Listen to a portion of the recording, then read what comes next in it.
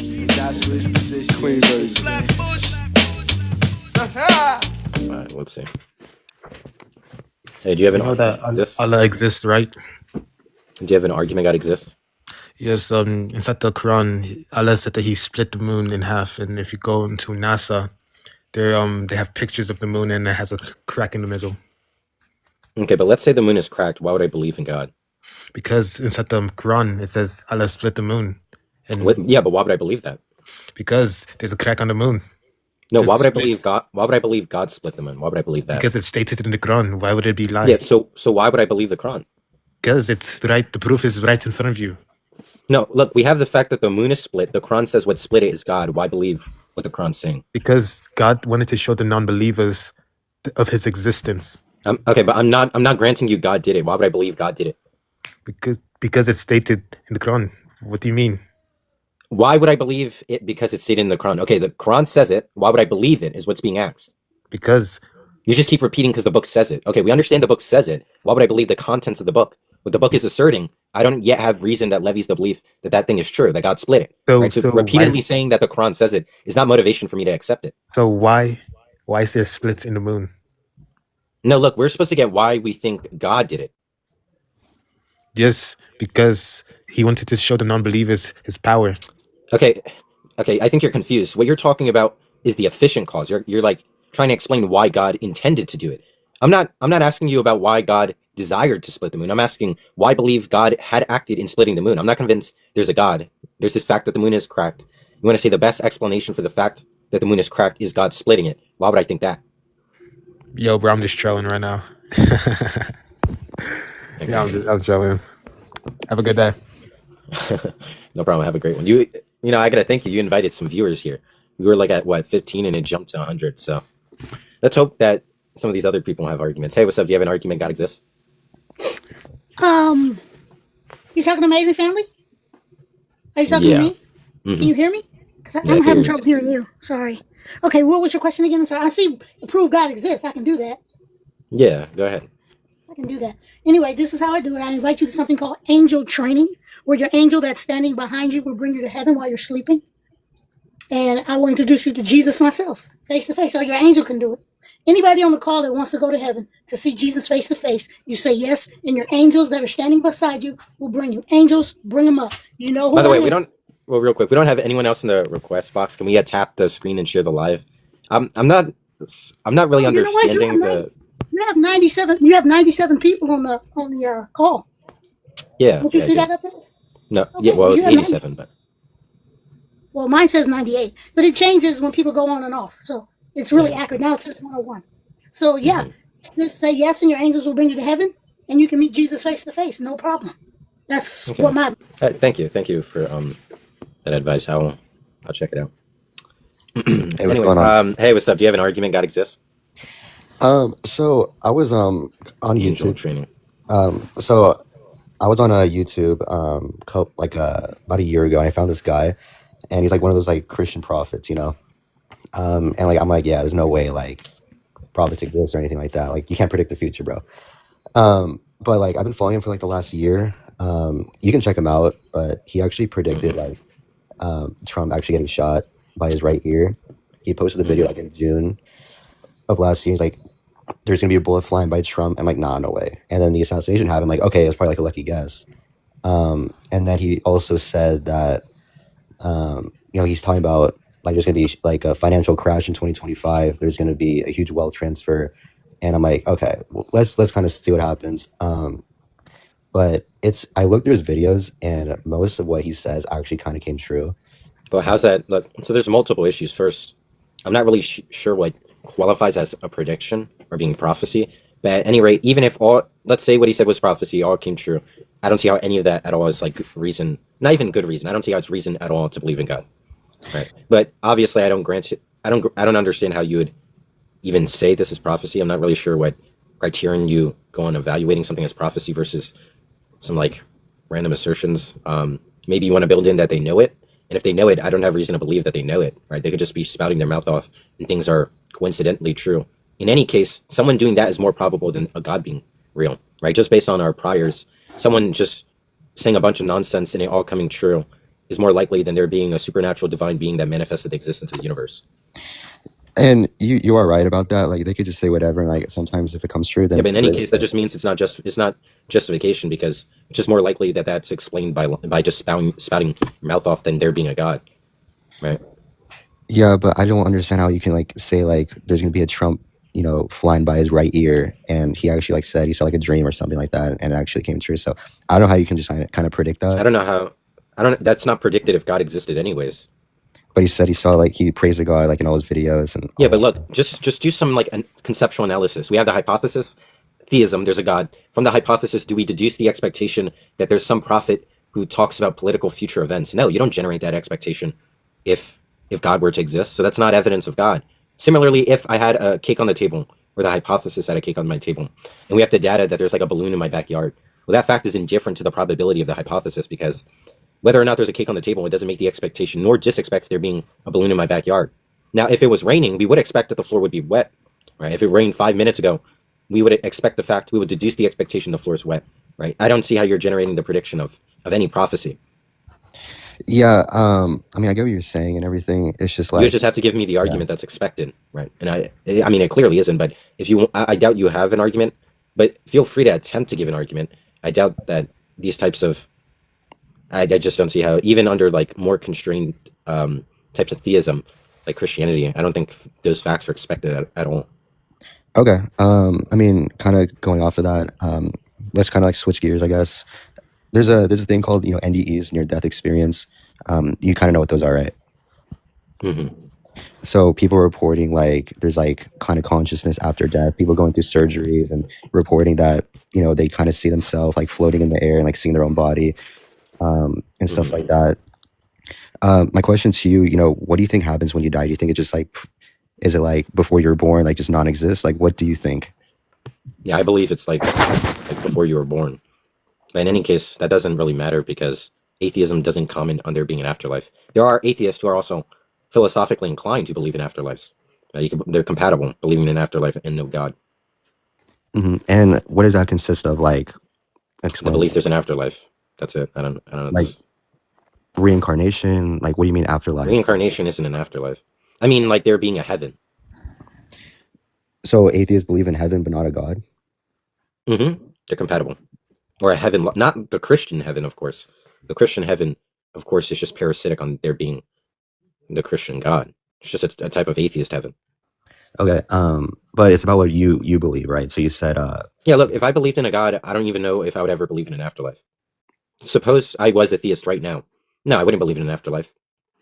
Though there are some silly atheists who believe in afterlife. I think those views, I can't begin to fathom how you would, I don't know, give like inferential support in light of there being an afterlife. I don't know how in the world you would attempt to justify such a view. But in any case, that view is compatible with atheism. Atheism doesn't comment on it. And even if I were a theist, I don't think you would, suppose right now in this conversation, you convince me there's a God. I don't think there would still be an additional step to convince me there's an afterlife. I think because I mean, obviously, from your view, you want to see, and what you see is what you believe, right? And What? what you see, like just the facts of everything, right? You just have to know the facts in order to believe it, right? I don't know what you're saying. I have to know the facts to believe in God?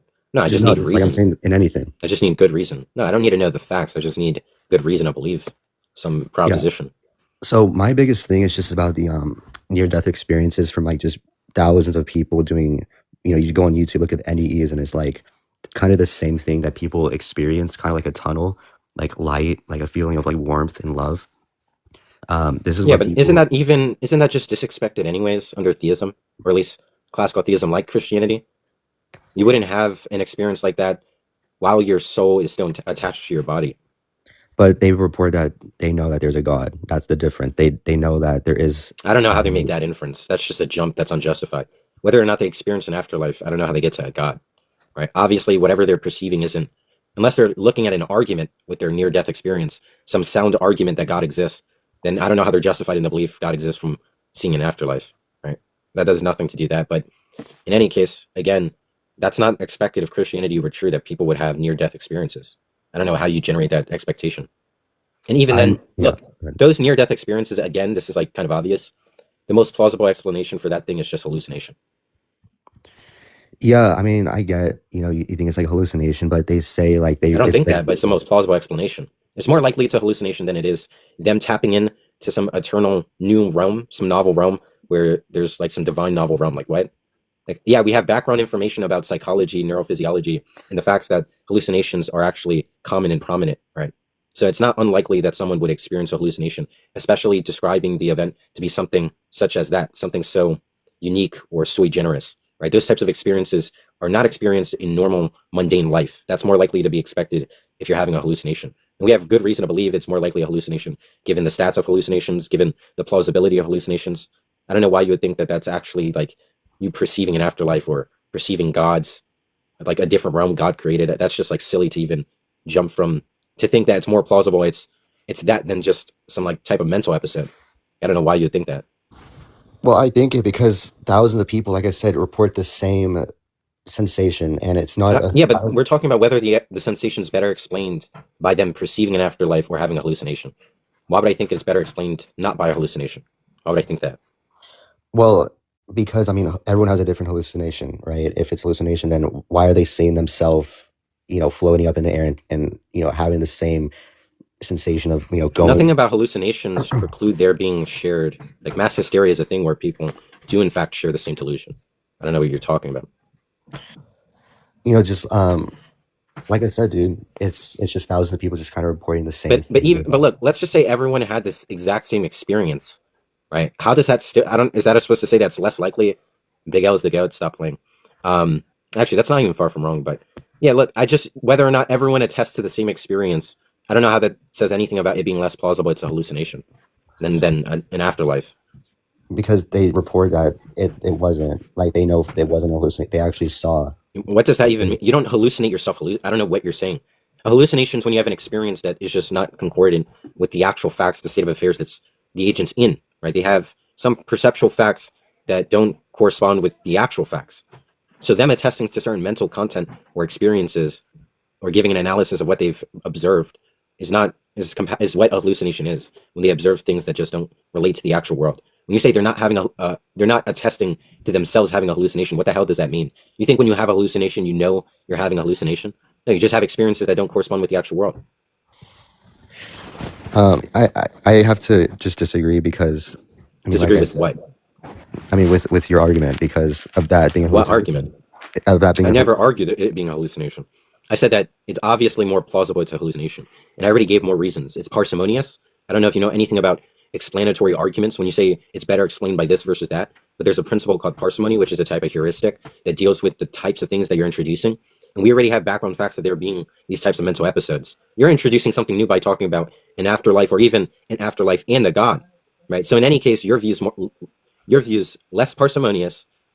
It's also less ontologically economical because what that means is you're introducing new things into existence. When you have hallucination, there's not new things that are existing, right? It's just a type of explanatory account for what you perceive, whilst what you're doing is introducing they're actually existing a different realm of existence and or even a god, right? So your view is also less ontologically economical. My view also corroborates with known facts that there are mental episodes, right?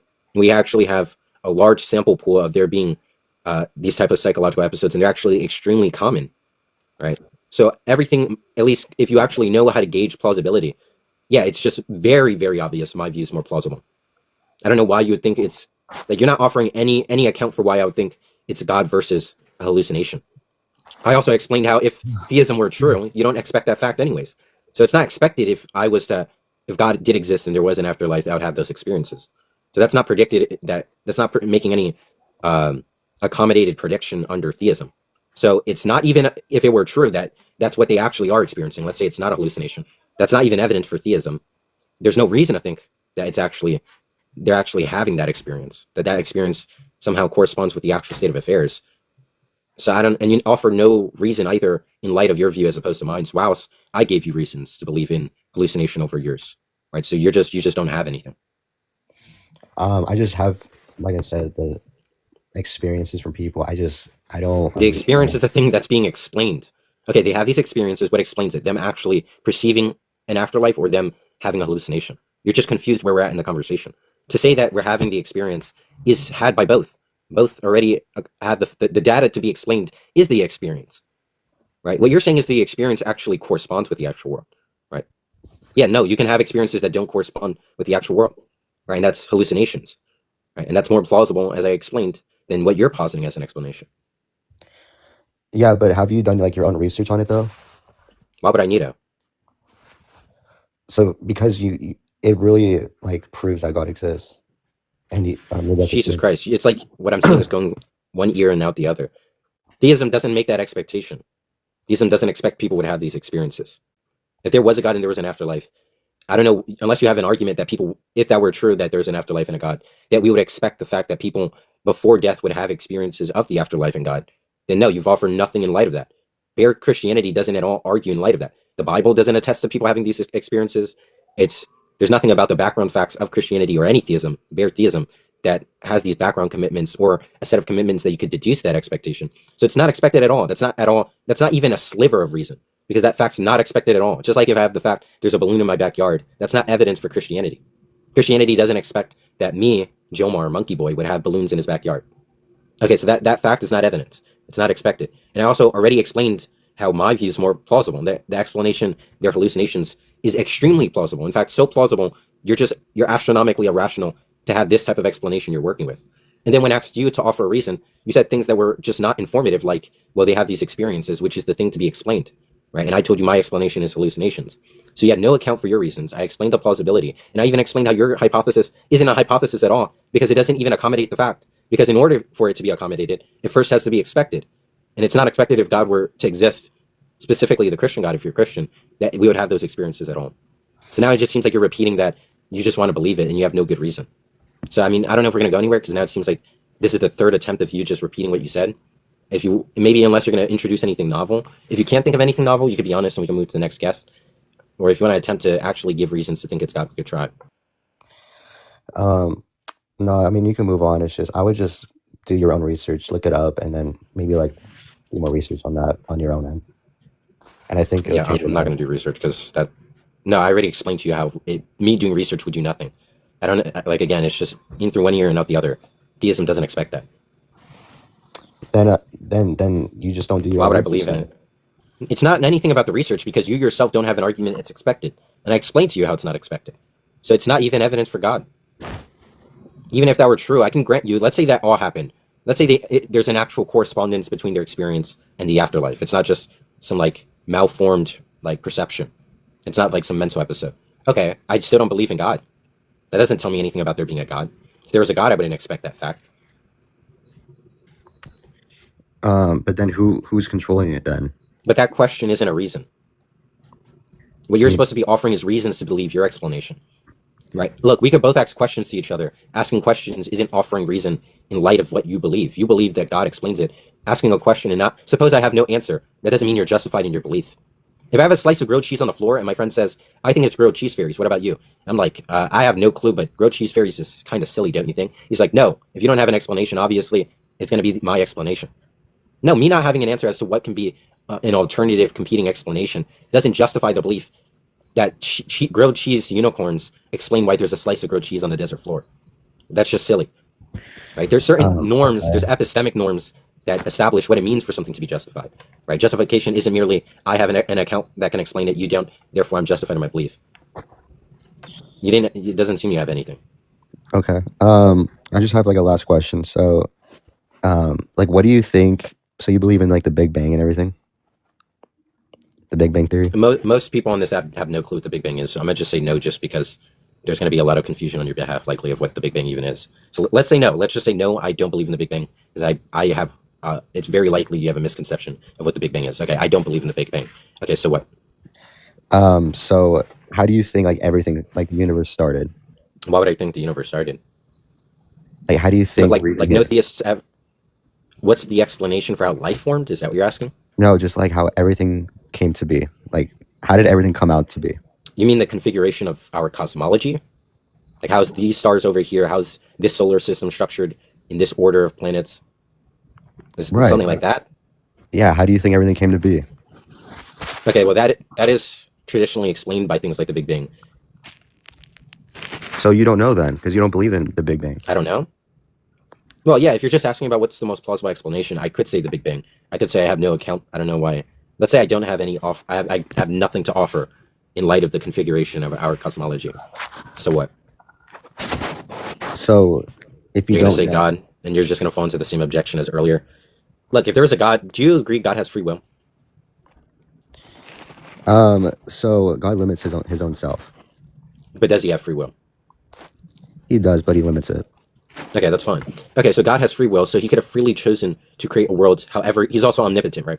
He's all powerful. Yes, but like I said, he limits his own power. Okay, well, look, if he has free will, so he could freely choose to make a world of any set of possibilities. He could have made a world where we breathe underwater. He could have made a world identical to this one with an additional molecule.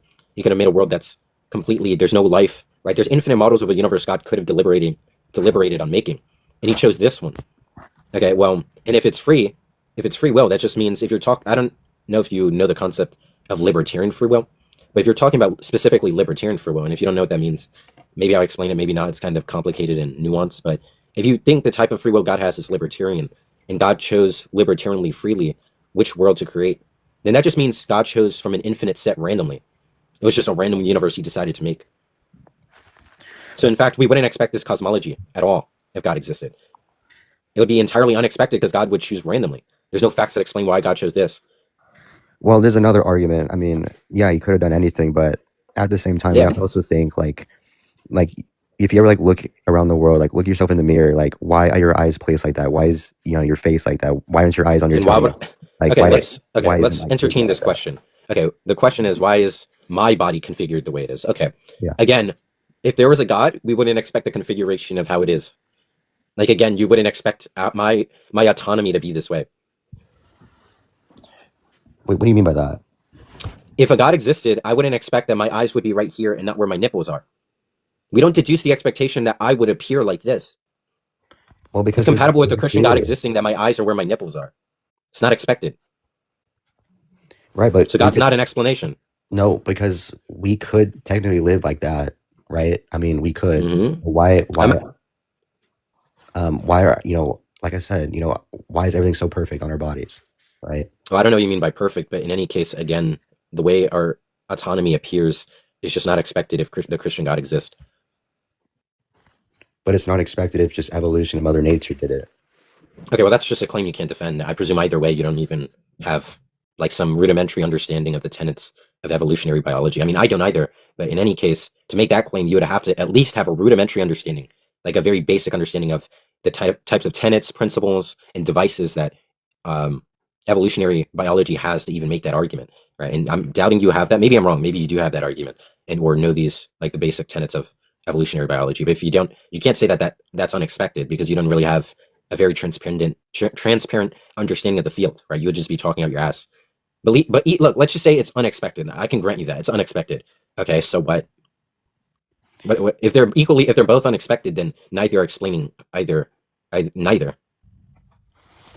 Well, you have to just, I mean, it's like, it's either or, right? I mean, is it Mother Nature that created everything? Like, just the things just came out the way it was, right? Just nothing ever came out, like, or the other argument is like God, right? He created everything. Well, that's not a dichotomy.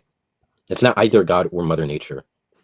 So what is it? There could be, there's possibly infinite other explanations.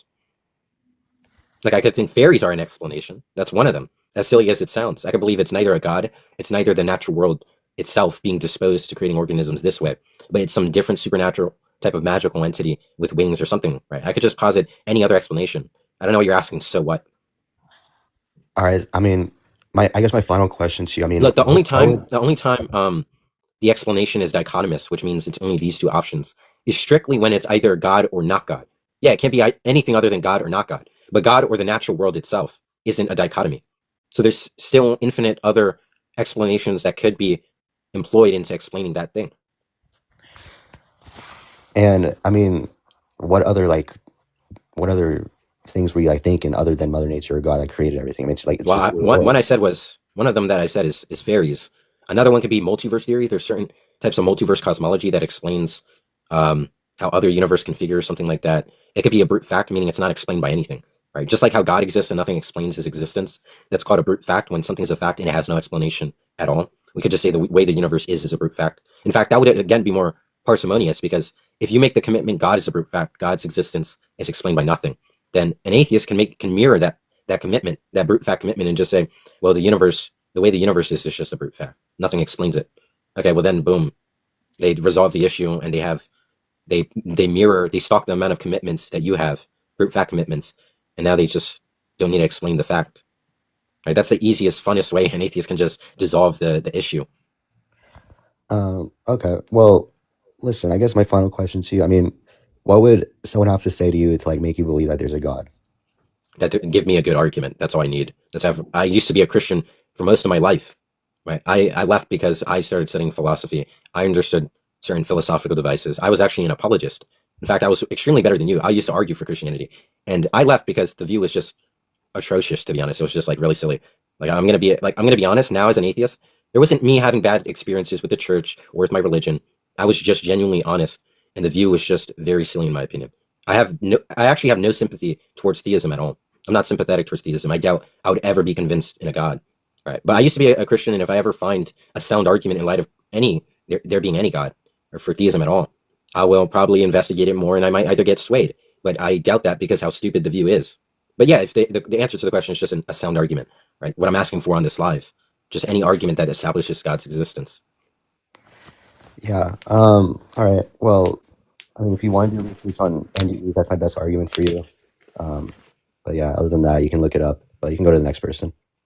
Well, I mean, that wasn't expected. So maybe try investigating arguments that are actually support for the view you have that there's a God, because it's just not expected at all. Maybe read basic philosophy of science to understand how, in order for something to be evidence for something, it must be expected. Maybe you just didn't know that, because if it's not expected, it just can't be evidence. I thought that was obvious. But whatever. Have a great one. Stay safe. Maybe back at you, right? Maybe read more. But I really don't care at all to read about people's experiences about their being near death. I genuinely don't give a shit. Reading that would not get me closer to God. People keep disconnecting. Okay. Hey, do you have an argument God exists, Macy? Hello, do you hear me? Yeah, I hear you. Hi. Sorry. So I'm 65 years old, so I'm an English immigrant, live in California. And when I was young, I was 17 years old, the guy in my hometown invented the theory of problem solving.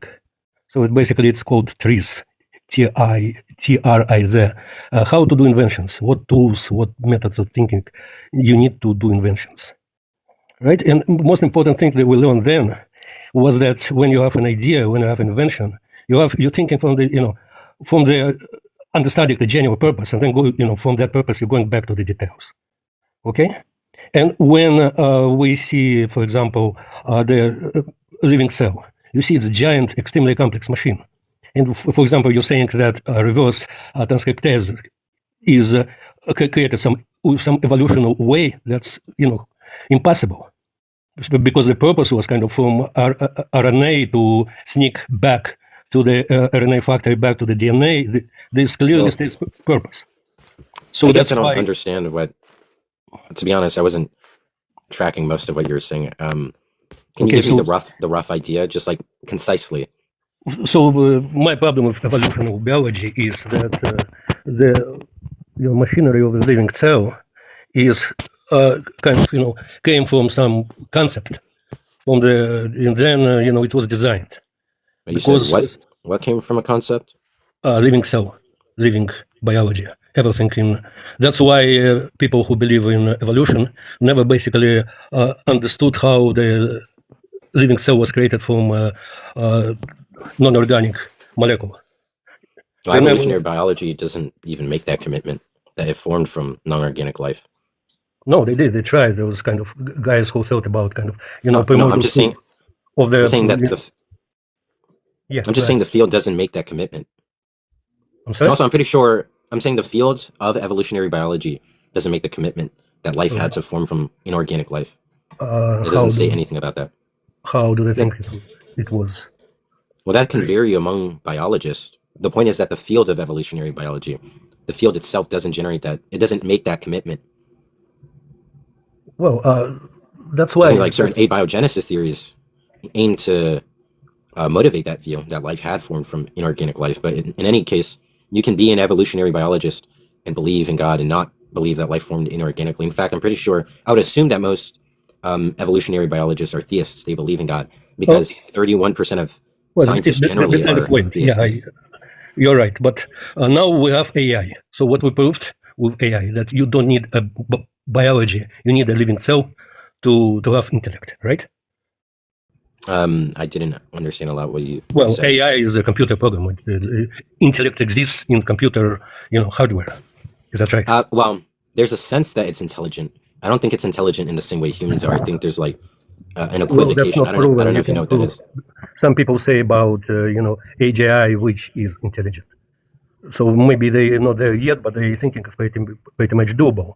So we can safely say that, for some intelligence, you don't need the biology. I'm so sorry. I can't because my ADD, that's just so boring. It's also really hard to make out a lot of what you're saying, but I don't think that I could understand a lot of what you're saying. And it just didn't seem interesting. I'm so sorry. No malice in me kicking you, but in any case, can we just everyone here tap and share the live so we could get some new people? We have like one guest after this. So let's try and get some more interesting people. Hey, do you have an argument God exists? Hey, what's going on, man? Can you hear me all right? Yeah, I hear you fine. All right, perfect. Yeah, so I wanted to kind of take a different approach to what you're maybe used to here. I heard you mention that you were an apologist before. I'm curious on what was your approach as far as when you were to talk to people, and if someone asked you that same question when you were in your previous position, how would you answer that? Like what argument? Yeah, what was your best argument, and why is that not stand anymore? I think I think out of any philosophical discipline, any arguments you would ever see, arguments in light of theism and philosophy of religion are the most porous, weakest arguments. It takes so little critical thinking to just ask, well, why would I believe that? And then there's just no good arguments in light of that. The two arguments I used to run the most were the contingency argument and the kalam. Obviously, the kalam, back in the day, I'm not sure because it was like 2 years ago I used to be an apologist, but I used to run the kalam, and I guess I didn't understand how the kalam requires the stage 2 argument, because it doesn't even infer God's existence. It just argues that the universe has a cause. In fact, historically, the kalam was never even, I believe, not even intended to be an argument for theism. But in any case, saying the universe has a cause, there was no good argument that, from there, I never had a good argument that God was the explanation. I didn't even understand basic philosophy of science or abductive arguments, so I actually never was able to make an abductive argument that God explains the cause of the universe. I think the kalam is probably one of the worst. I mean, they're all equally bad. I think all arguments for theism are some of the worst arguments you can ever be faced with. But the kalam is like exceptionally bad because its stage 2 arguments are extremely poor, and the argument itself doesn't even generate the conclusion God exists. So it's not even really an argument for theism. So I guess my best argument was the contingency argument. The reason that it's terrible is the first premise has like some PSR. I don't know, like almost no theists that I know that are not, or no philosophers that are not theists believe in the PSR. In fact, most theists who are philosophers don't even accept the PSR. What is the PSR? Sorry, I didn't mean to interrupt you. The PSR is the principle of sufficient reason, because the first premise of the contingency argument says anything that's contingent has an explanation. All contingent facts have an explanation. It wants to say that the universe is contingent, therefore the universe has an explanation. There can't be an infinite chain of contingencies, therefore the cause must have an end. Conclusion, there must be some first non-contingent thing or something like that. Got you. Again, it's also an argument that doesn't conclude God in any case, but it gets you closer, at least abductively, or at least that's what theists think, that it gets you to God. The PSR, I don't know, like again, not even most theists in academic philosophy accept the PSR. So it's kind of, in fact, the contingency argument is an argument that's not popular anymore, like at all in academic philosophy by theists, or like, because it's a type of scholastic argument. It's ran mainly by Thomists or Aristotelians, Aristotelian deists or something, or theists or whatever, and scholastics like Thomists. So basically, the only apologists you would ever see running the contingency argument is either sometimes Muslims, which is very fringe, or mainly what you would see is Catholics.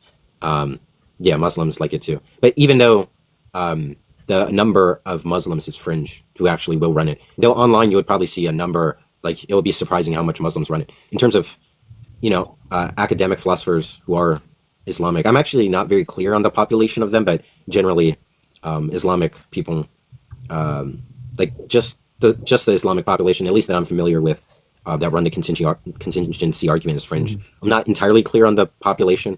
I don't know if there's Phil Papers has any surveys, but I have a strong credence it's less than the numbers of Catholics, because Catholics are the one who made it, right? So it's unlikely that Muslims would be running a Catholic argument, and the number of Catholics that run it, even just the population of Catholics implicator, is very small. In the Have you theist ever batch, listened to a debate between the two of them? Do you find that between a interesting? Muslim and a Christian Catholic. Yeah. Yeah. No, I don't watch that. Yeah, makes sense. No, I would agree. And by the way, yeah, I am a Christian too, just to be fair. But I don't. I also don't really subscribe to religion in the same way. I mean, I don't agree with how the church handles funds a lot of the way. I don't agree with that just because you name yourself something that you all of a sudden secured insurance. An excuse a lot of people uses. But I think that, and I also agree with you that there's not really a good argument, and that's why it's futile in my own opinion. I prefer to take a different approach of kind of exploring, why. I mean, it depends a lot on someone's background and kind of what, where they're at, their environment, and what forms them, and why they would believe what they believe, what they can relate to, what they can't relate to. And so I don't fault you for dropping off on your belief. I think that, if we don't have, and you could call it even just a cultish mindset, I guess, but I mean, it's not, in my opinion. I think it's just community. You surround yourself with certain individuals that think alike or not, and they reaffirm your beliefs or they don't. And did you grow up? Are your parents still believers, or are they not? Do you have good relationships with Yeah. them? Yeah. Well, my relationship with my parents is kind of iffy, I guess, but I'm really good in really good relationship with my brothers, especially my oldest brother. He's my whole family is extremely Christian. Oh, In wow. fact, they're Pentecostal, which I think is probably the worst Oh. denomination you could be. But in any case, I wasn't even when I was Christian and I started getting into apologism. I guess it wasn't clear to me, but I was probably not Pentecostal, because I don't think I practice Pentecostal traditions. They're very dogmatic too in their theology. I think they're Yeah. like no insult at them, but if there's like the worst theology you could be of Christian, I think Pentecostal is by far the worst one. They're the most dogmatic, both even in aspects that, because normally theism is dogmatic, but it's dogmatic in the bad ways. Like consider, like, I don't know if you know what hold on, hermeneutics is. Hermeneutics, it's like No, kind of no, the really. science of, yeah, it's kind of the science of interpretation, and theological scholars are the ones who employ it a lot in how you interpret the Bible. And that's why there's a lot of people who argue lots of the Genesis account was allegory, or even most of the Old Testament was allegory. Like Yeah. Moses never historically existed. That's all allegory. Like all of that about how you interpret the Bible is hermeneutics. And Pentecostals just read everything literal without question. But like, Mhm. I don't want to talk a lot No, I theology. I just understand. think Yeah. generally, I think I mean, I don't think I have a good relationship. I wouldn't say it's a bad relationship with my parents, but I'm just not. I don't talk with my parents. I just don't. So in that sense, I just don't have a good relationship about them. I don't even give them much thought, to be honest. Not to sound like I don't love them. Like if one of them was like Do you live on their close or are deathbed, you I far would. away from No, them? I do live with them, but I just don't. I just don't talk with them. Yeah, I'm Okay. actually young. A lot of people think I'm like 30. Hopefully, you didn't think I'm 30. I'm 18. Lots of people Okay. are like baffled I'm so young. Yeah, I'm Uh, 27. I have a 17-year-old brother, and so Mhm. I mean, I could for sure relate to. Are you just getting out of high school then, or are you just like pretty much No, going no, into college? I'm in my second semester already of university.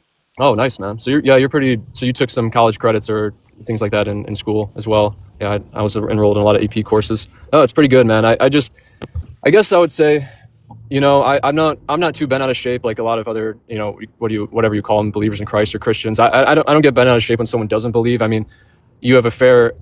You should be questioning, instead of just blindly believing anything. So I could agree with you. It doesn't bother me when someone tells me that they don't believe or it's unintelligent to believe in God. I think that, my best thing is just continue to have these open conversations like you're doing, because when you close yourself off to the idea, that's when, we just get stuck. I think both of us, you know what I mean? No matter where you're at, you get stuck and you're just like become cold-hearted and don't really enjoy conversation anymore with others. So I value what you're doing. Let me just put it that way. I think it's good. And if you weren't having these discussions, like prove, God exists, then it would show that you're not really searching at all in your heart. You're not really intrigued or interested at all. But it seems to be that there's something there that intrigues you. I mean, you also can't really prove, in a sense, completely that God doesn't exist because, science changes continuously. Or I don't think that's true. That's fair. That's fair. But I don't think it's possible to scientifically disprove God. I don't Yeah, even that's really all. understand what that means. Like my reasons to disbelieve in God have nothing to do with science. Fair enough. Fair enough. Well, either way, I mean, I could hop off. You could have someone else on, or you could even ask me, why I believe, or if you're uninterested, that's fine. I enjoy these conversations, man. I mean, I just, you could genuinely ask me without me being, getting offended as a Christian, why I believe or what it is that caused me to believe, or I don't know. I have friends that are atheists. I have friends that are agnostic. I have friends that are Muslim, and we all just have good conversations about it respectfully, saying, okay, the direction of, I would say one of the most solid things to consider would be the prophecies that were fulfilled, and there are still prophecies that have not been fulfilled, but watch out for those, because if they do, that might just kind of open your eyes to say, okay, there's something that's outside of just our physical realm that is happening here. How does someone just see into the future, not just by pure chance, but very specific as far as location and things that would happen prophetically, 800 years, 1,000 years before it happens. Find it very interesting. Okay. Well, I mean, I have no problem with continuing to talk with you, but I do have other guests. Yeah, man. It would kind of be rude to have you hog it. Yeah, it's all right, man. Yeah, I appreciate talking. Feel free to, no problem. Feel free to check me out. I might not be, likely I'm not going to be on tomorrow. I usually don't go on Sundays, but I have, but I do go live frequently. I have a YouTube. Please subscribe to my YouTube. Yeah, let me follow you, great. and I'll check out your other stuff, man. Absolutely. Yeah, word up. All right, man. Enjoy your night. See you. You too. Stay safe. Yeah, I'll drop you. Oh, no, you got it. Okay. And the guy who was requesting left. Actually, both of the guys that were requesting. I hate how people leave the requests right when, but whatever. Let's continue to tap the screen, please, everyone. We only have 3,000 likes and we have 80 people in here. Y'all bugging for real. Come on, tap share. Like, try and get some people up here. Yo, Monkey. Hold on. What's up? Yo. What's up? Do you want to talk with Jack here? You free to talk, Jack? Yeah. Oh yeah, of course. I'd love to debate Jack and Strike. Okay. But wait, Jack and Strike. So like, I'm really, really, really good friends with Arianis. Like we talk often. So Jesus I Christ, heard ew. you right. Yeah, Bro. This is messy, by the way. I'm just on my other account. This is messy, How many but accounts I'm do you really good have? friends with Oh my god. Arianis is Look- garbage, to be honest. Arianis. Is not garbage. He's actually look Jack and Strike. Like I'm not gonna lie. Like I've seen some of the debates. Hey, Jack and Strike. Like how are you losing to Venus and Arianis constantly? You know what I mean? And like Yeah, how is I'll he? debate That's you what right I now. want to know too. Yeah, Jack and Venus Strike. You're is kind like of drunk here. 90% of the time. Okay, but let's like calm down. Okay, that's fine. All right, Yeah, Messi is unironically Messi is like an idiot, but in any case, I think he was just trolling. I'm like so curious about your parents now, Monkey. Yeah, my parents hear me argue all the time. Hold on, can I just ask Jack a question before I? Yeah, we're done. That's fine. Oh wait, but we have a guest. Do you want to ask first, or should we talk to the guest first? Well, if he has to leave soon, then Oh, if you have to leave, go ahead. Ask what you want. All right, so when you're talking about the problem of evil, if you're running like if God exists, there's no proto evils, but you run it as if God like allows evil. If God allows it, then it's the case that it should occur, something like that. We talked about this, but I couldn't remember your response. That's why I'm asking. Okay, so I say that doesn't work. You can't run it in terms of like God allowing things, therefore it auto-occur, all things considered. Like if God allowed World War II, that means World War II auto-occur, all things considered. Because you can think of like three possible worlds. World 1, World War II happens and God allows it. World 2, Schmittler goes to start World War II and God prevents it. Or World 3, Schmittler freely chooses to not start World War II. So you might say, out of World 1 and 2, World 1 is better than 2, so it's better that God allows it than prevents it. But out of all three, World 3 is the best. So it's still the case that all things considered, it ought not occur. So do you get what I'm trying to say? I mean, I would disagree the first two. Wait. He's asking Jack. I think what you're saying is that you're saying that there's like God might prefer had you freely done something else, but it's still better that you freely did what you did than weren't free to do it at all. Is that the idea? Yeah, like it doesn't follow from God allowing it that it's better that it occurs, because the best world is actually the one where he freely chooses to not do it. Like it's worse if God prevents it versus allowing it, but the world where he freely chooses to not do it is the best. So it's still the best that it can occur. You know what I mean? But see, to say that it's better is to say that it's more desirable to God, right? Analytically, right? Yeah. You'd agree with that? Fine. Yeah, I'm fine Okay. with that, definitely. Yeah. So to say that it's more desirable to God is to say that God would, if he could, that the fact that it's more desirable would prompt God to act to fulfill that desire under conditions where he could, right? What he really desires is for the person to freely choose to not do it. He can't like act. But look. Before you, I know what you're going to say. I'm understanding what it means to say that that A is more desirable than B, right? To some agent, just to mean that in the conditions where the agent could bring about A, he would. Yeah. Otherwise, I don't think it means anything, Yeah. or it doesn't mean anything relevant to the problem of evil, right? Like there might be some other notion. There might be some other, yeah. So my point is, there's no action God could ever undertake to rationalize that, where that desire could rationalize an action to bring about the better world. So it doesn't make sense to say it's more desirable to God, not in any moral sense. Yeah, I think you're implying that he could have brought about the world where Hitler freely chooses to not do it, right? Is that what you're saying? No. I'm saying if it's the case that there is no such possible world, it doesn't make sense to say that it's more desirable that to God that Hitler freely chose to do the other thing. I would agree. Wait, can you hold on? Can you hold on a minute? I just want to say. Wait, sorry. Why are you saying that there is no possible world where he does that? Well, in what possible world does the fact that God think it's more desirable to do X rather than Y rationalize an action for God to do X, where X and Y are free choices? I think he's just saying that if it's a possible world, God can make it, and if not, it's just kind of incoherent for him to desire that type of world. That's right. If it's a possible world, God can make it. What if they said something like this type of freedom? Like the reason it's a possible world is because we're the ones who actualize it. Yeah, but my point is, what does it mean to say it's more desirable to me? Right? It's more morally desirable to me, right, that you do X rather than Y. Right? Because if it's not the case that there's any world in which the fact that it's more desirable to me that you do X rather than Y rationalizes an action for me to bring about you doing X rather than Y, then it doesn't make sense to say it's more desirable.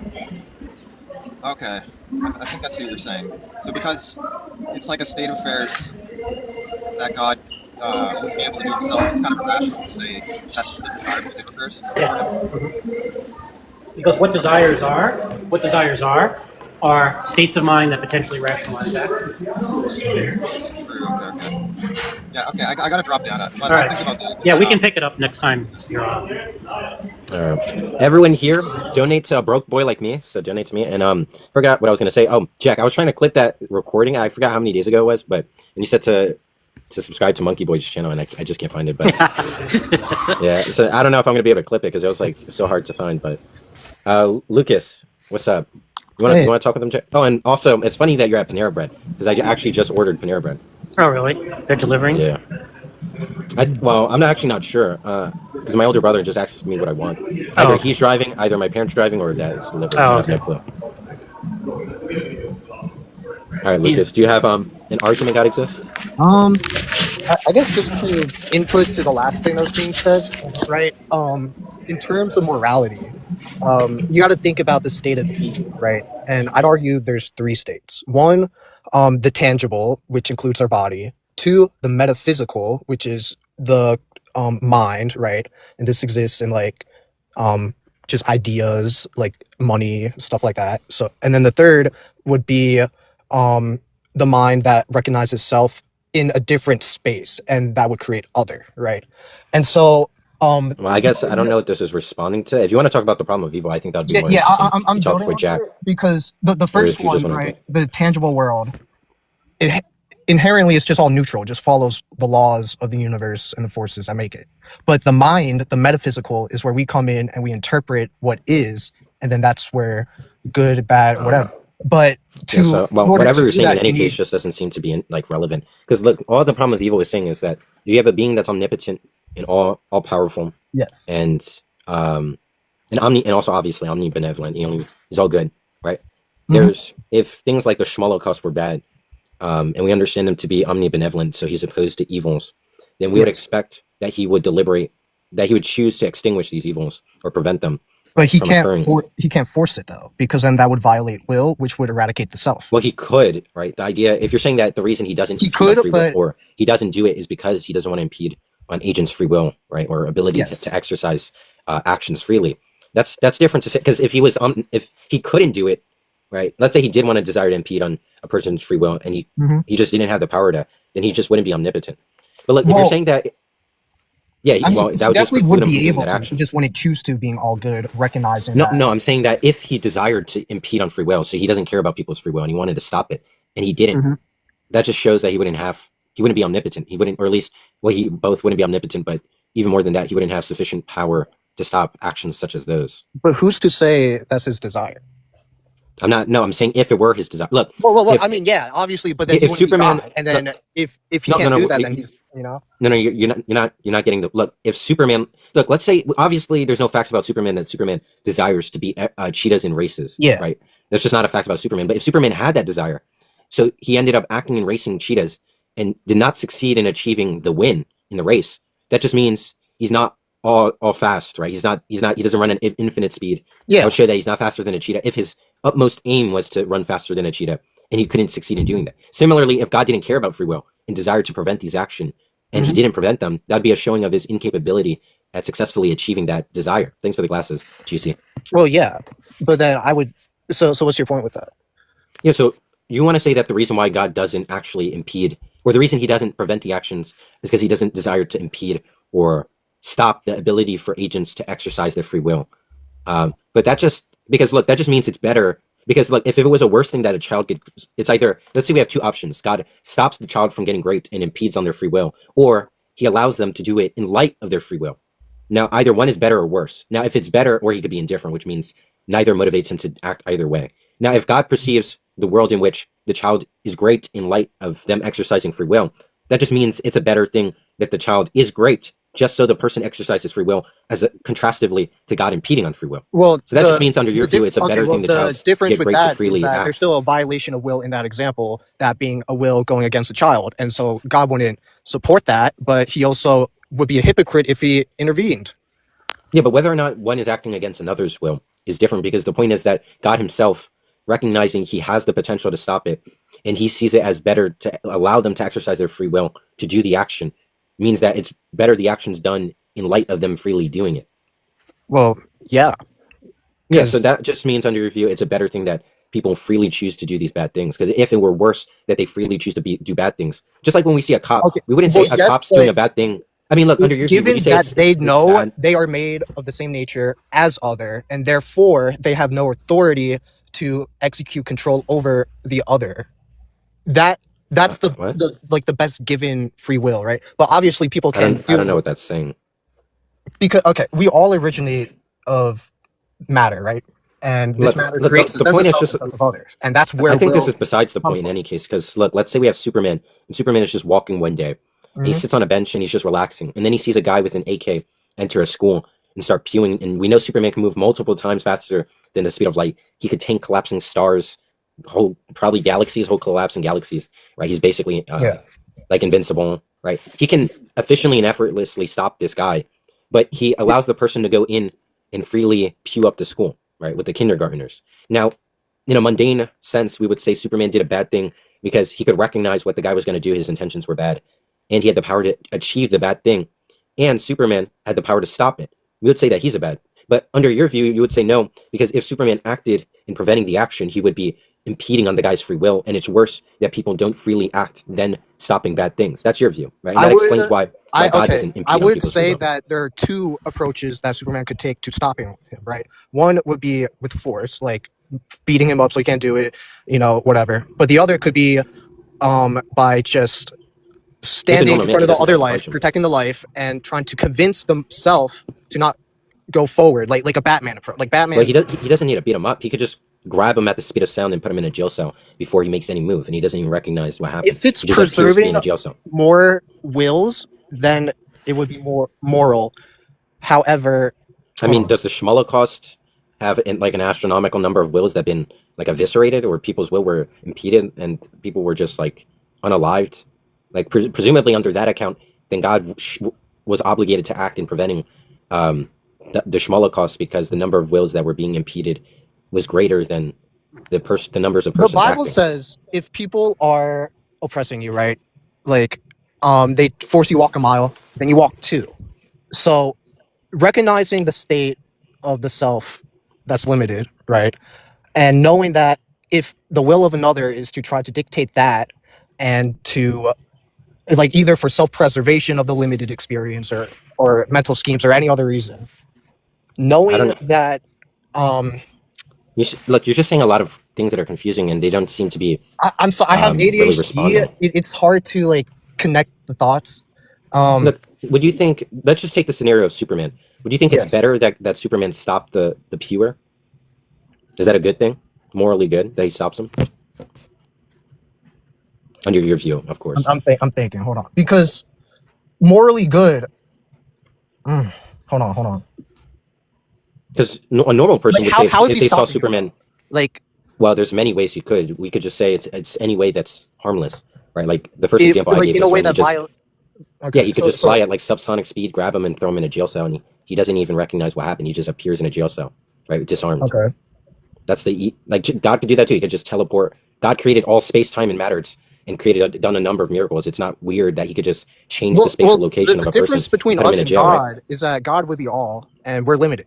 And so obviously we have Yeah, so biases, and we have Superman to has act in the less world. power than But if God. God did it, then like he has control over all. If we do it, we're a limited body, trying But what is that to responding use to? our mind to make the most moral judgment. And in Okay, terms we're of, limited. God isn't. How does that matter? because you can't compare a limited life experience to the experience of infinity and be like, okay, infinity has to step in We're not because the comparing limit. life experiences. That's just a confusion. It's just whether or not the act of Superman choosing not to act in saving those children was a bad thing, right? A normal person would probably throw tomatoes, being like, "Why didn't you act? You just sat there relaxing on the bench, Superman, right in front of the kindergarten, and knew the guy was entering, and you didn't do anything at all." People would be furious and call him despicable. I would, right? But under your view, you said you had to think about it. At least the general population of people, I would suspect, would say Superman's doing something bad when he has the power to effortlessly stop the criminal and allows them to succeed in their aim in doing a bad thing. Yes, But but also if you think it's worse that if good you and stop bad people's is free created, will, then if good and bad is created in mind, and in terms of infinity, let's say someone witnesses that event, and then they're like, you know what, I'm gonna like go pursue world peace, and it leads to a timeline of good things for a longer period of time, right? In terms of infinity, a limited being can't see that long-term goodness, a long-term outcome, but God would be able to, right? Like, okay. and so. What is that responding to?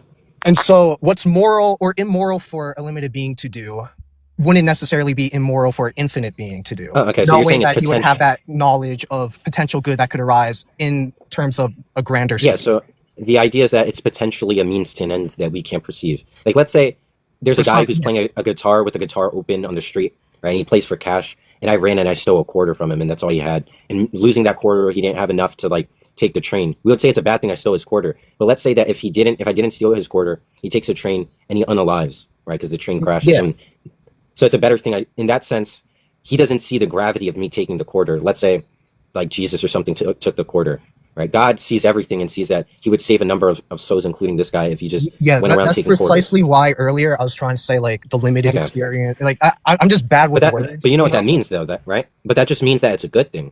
Because if it's a means to an end, it just means that thing that he acted in doing was not bad because it was required to achieve a good thing that outweighs the thing that he did itself.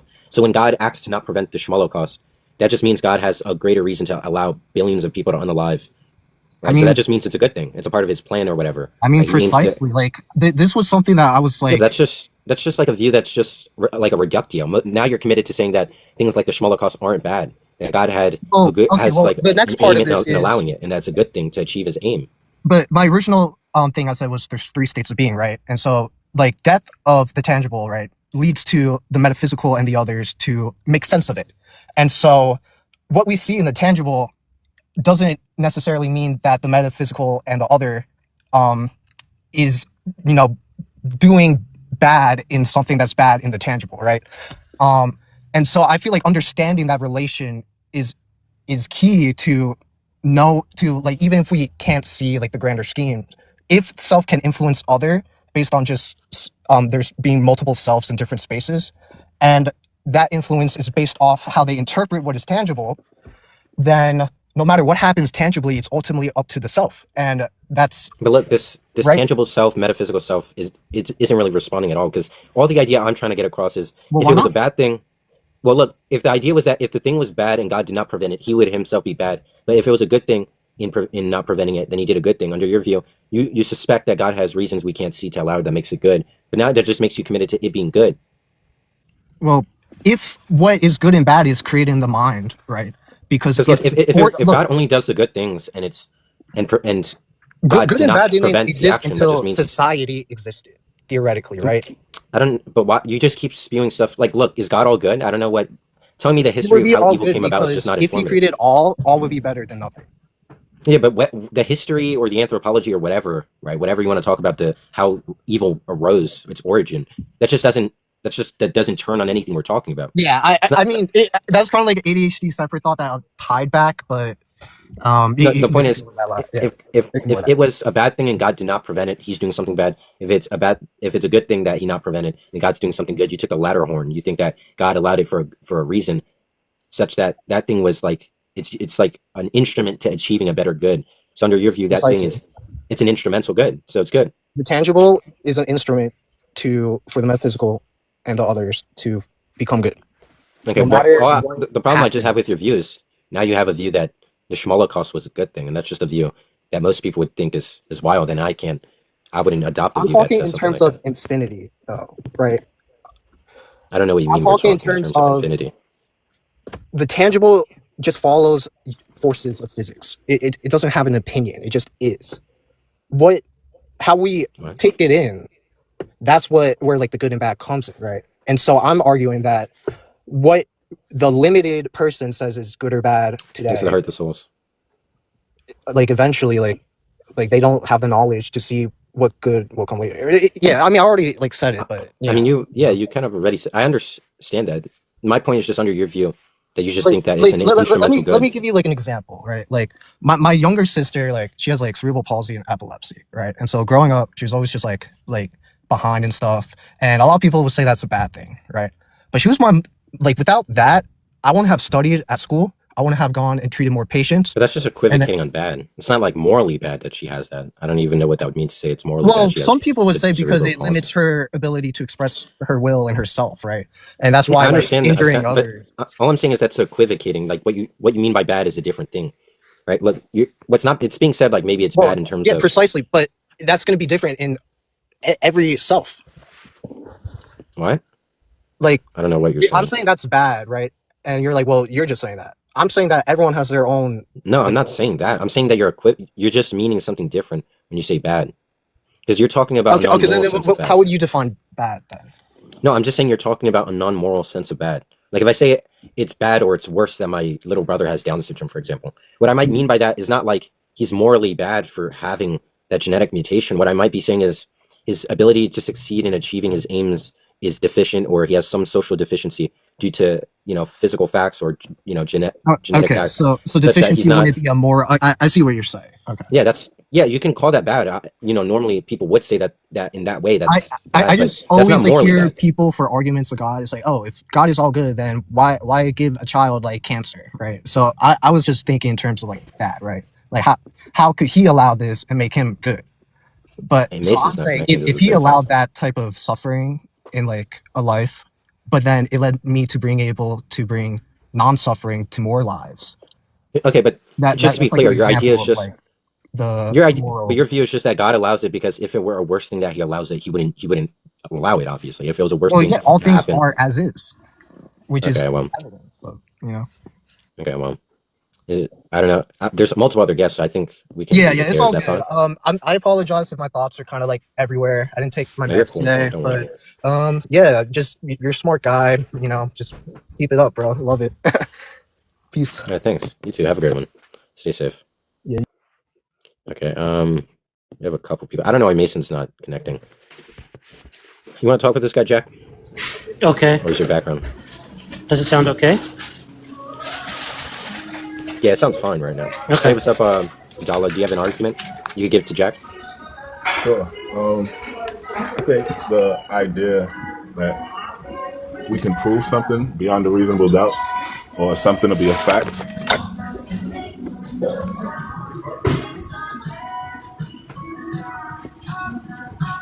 Did we lose him? You paused. You gotta stay in the app. I don't know if your phone turned off or you got a call or what. I'm gonna step away for a moment. I'll be back.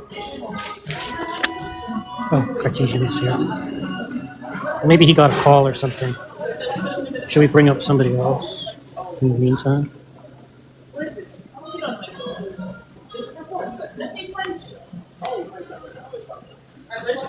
Guess I'll bring up somebody else in the meantime. Hello, you guys hear me? You guys hear me? Yeah. Oh, okay. Yeah, I was saying that we can't really prove things beyond a reasonable doubt. Well, not beyond. We can't really prove things as 100% fact. We can do like a as close as possible to fact kind of thing, but we can't do a fact thing. Right? We can use empirical evidence to back up certain claims that are made in the Bible, such as the prophecy of Israel becoming a state, the fact that Jesus Christ is widely accepted as a real human figure, right? But proven divinity, there's steps to that the Bible states that you have to follow in order to get that personal evidence that you need. And it's really difficult to get somebody to get an understanding of something if they're not willing to participate in the steps that need to be taken in order to understand. But it can be proven that these people knew the shape of the earth and that it hung in space, right? These things can be proven without any way for them to know it other than some type of inspiration. So that's really my take on it. You know, I don't think there's really a way to prove beyond a shadow of doubt to someone that doesn't want to participate in the steps that need to be taken. What do you mean by inspiration? Well, what I mean is that without a definitive way to be so accurate about the description of something that there's no human way to figure out, right? Without science and technology as we know it,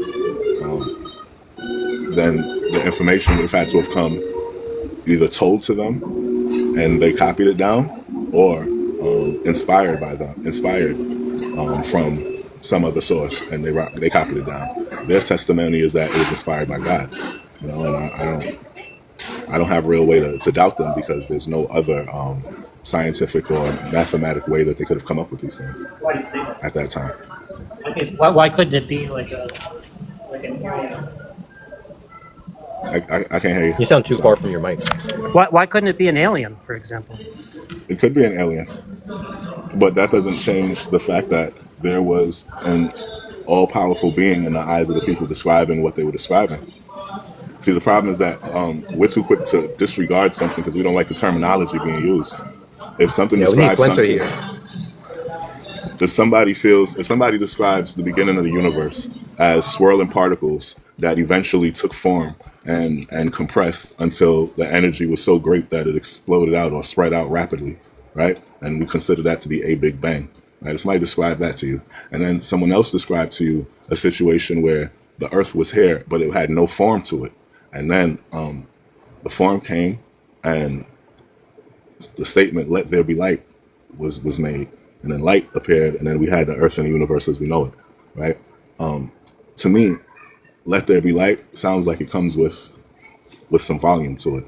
And Big Bang sounds like it comes with some rumination to it, right? So these seem to be similar stories being told by people that are trying to figure out the same answer to the same question, right? And they're coming to similar conclusions.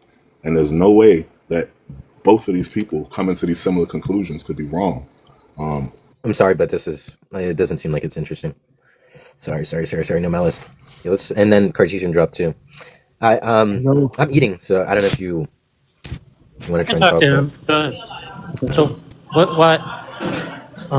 what's your argument? I would just provide I call it the analytical. Can you mute yourself? Oh, okay. I call it the analytical argument for God's existence.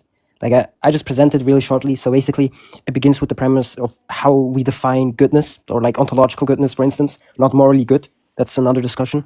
But for example, there are entities that are better than other entities, and the qualities on which based they are better is a better entity is an entity which has lesser limitations in the interaction with other entities.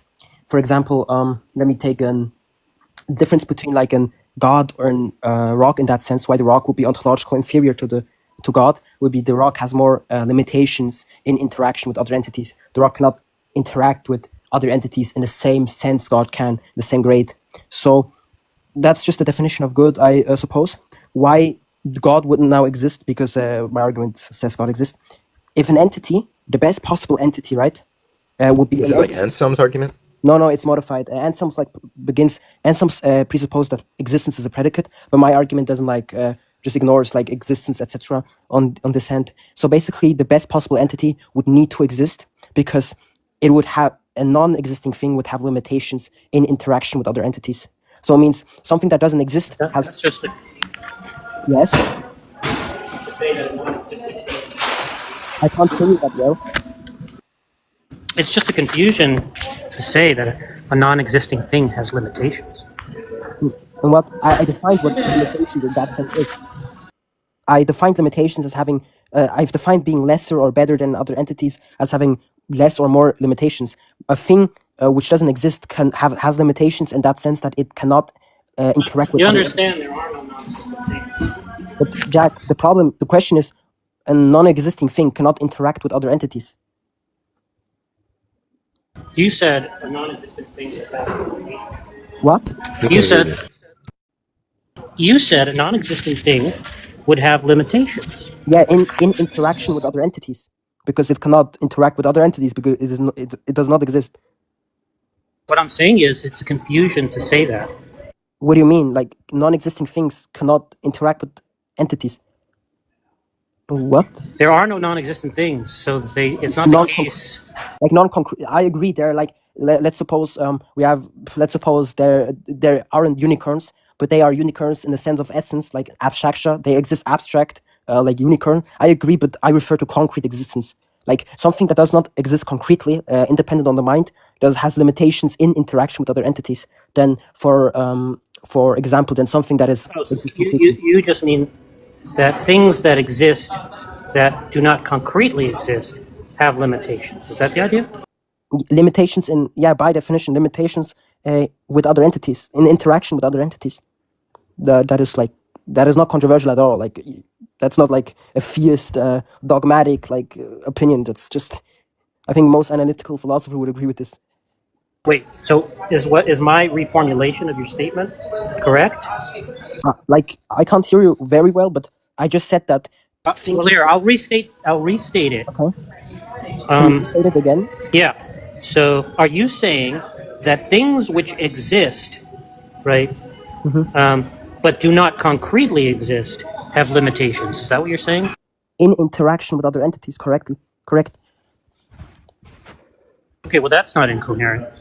In what sense? Like I defined what limitations in that context would mean. Like for example, I defined a better entity to be an entity that has less limitations in interaction. For example, to me, let's say we have hypothetically, let's say we have God. God would have no limitations in interaction with me because God can. Why think there's a best being?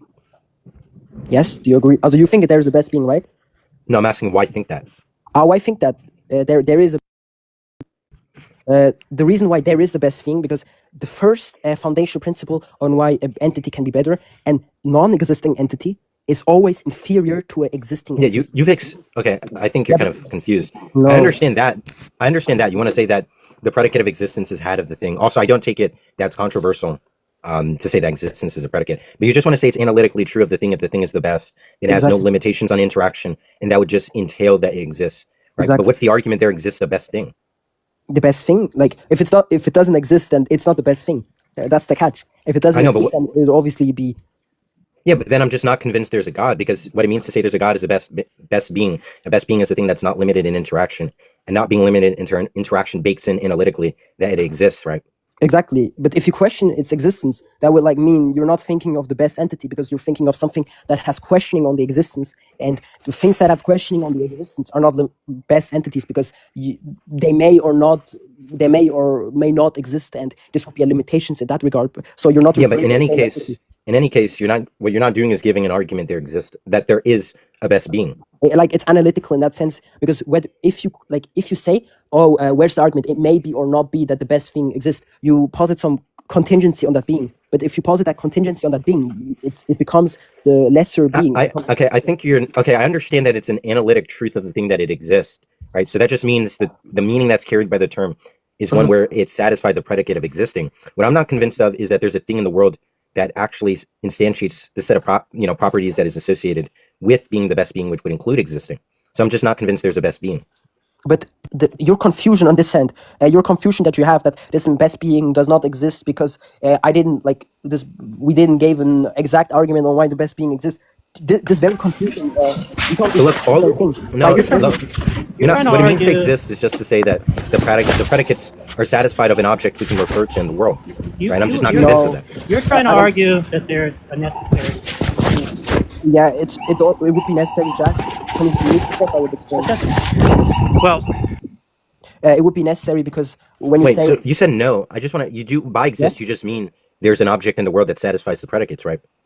I didn't remote the predicates because I don't think existence is a predicate. So no, I'm talking about what it means to exist. Is that look when I say Super Mario exists, I just mean the set of predicates that make up the concept of Super Mario, right? Like saving princesses, fighting Bowser, beating Bowser, shooting fireballs, getting one-ups. All those predicates.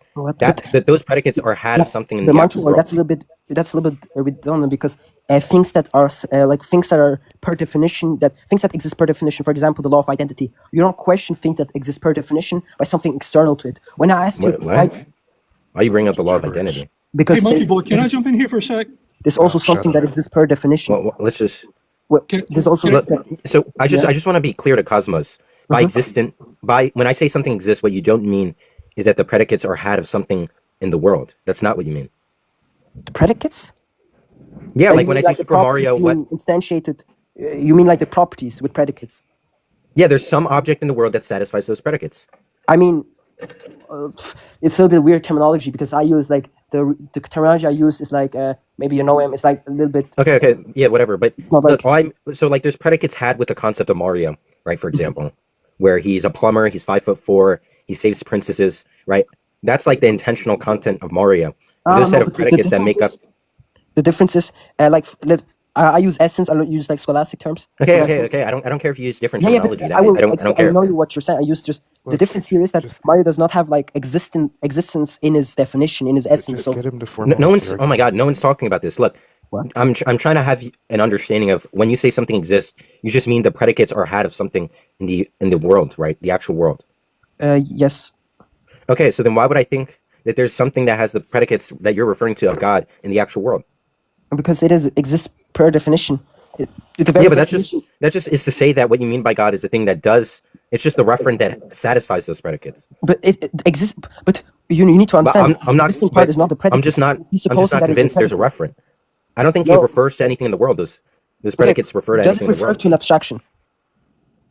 I don't know what that means. To an idea, to a concept. By refer, what I mean is that picks out an object in the world. And by word, you mean extra mental reality, like outside of our minds. It's just a waste of time. Sure, yes. This guy's so confused. Hey, Cosmo, can I ask you something? Look, I think, let me ask you something to clarify. Yeah, what's your question? Hold on, I didn't mean him, but I don't, to be, like, I think it's best we just keep it where I'm going, I think. Do you think it's that bad I should just drop him, Mason? Well, he seems to, like, just get him to formalize his argument if he's able to, then he'll see the confusion. P1 the best. P1. Wait, what's Jack gonna say? He seems to know at least basic logic. So if he can get him to formalize it, then okay. P1. An entity is better when it has lesser limitations in interaction with other entities. P2, the best entity needs to exist because non-existing things have limitations in interaction with other entities. P3, that means the best possible entity needs to exist. P4, the best entity. Should we keep it to existence or should I like divine attributes? I can like just focus on this part. Okay, so basically focus on this part. He's just not understanding that he's question begging. Focus on this part. The greatest being exists per definition. Exactly. And you want to get from there to the greatest being exists. So just focus on that part and just ignore okay, everything else. I gave you the premises. The first premise is. Do you remember the first premise? I already gave it. Forget. Like I'm already up to the step where you say it's definitional of the greatest being that he exists. So you can ignore the earlier premises because the earlier premises are just getting to that point. So let's just start with that point. It's by definition the greatest conceivable being exists. Yes. And just get to the conclusion that the greatest conceivable being exists.